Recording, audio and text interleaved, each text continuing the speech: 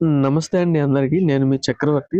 ఈ సంవత్సరం మనం వేస్తున్న పుచ్చ పంటకి దుక్కుల్లోకి గాకుండా బోదల్లోకైతే మనం ఎరువులు వేస్తున్నామని ప్రీవియస్ వీడియోలో చెప్పాం కదండీ! మరి మనమైతే కోరమండల్ వారి గోదావరి కార్బన్ ప్లస్ అనబడే సేంద్రియ కర్బనాన్నయితే మనము బోదెల్లో అయితే వేస్తున్నామండి పుచ్చ పంట కోసము.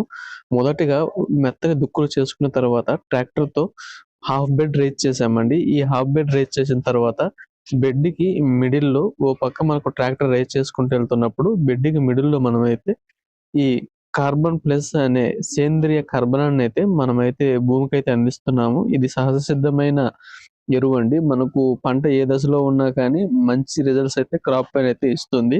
ఇది మనకు 50 కేజీల బస్తా మనకు రూ. 340 చొప్పునైతే మనకైతే అందుబాటులో అయితే ఉందండి. మరి దుక్కుల్లోకి ఉపయోగించే రసాయనిక ఎరువుల కంటే ఈ సేంద్రియ కర్బనము ధర తక్కువ. వాటితో పోల్చుకుంటే దీని యొక్క పనితీరు గూడా మనకు అయితే చాలా బాగా అయితే ఉంటుందండి.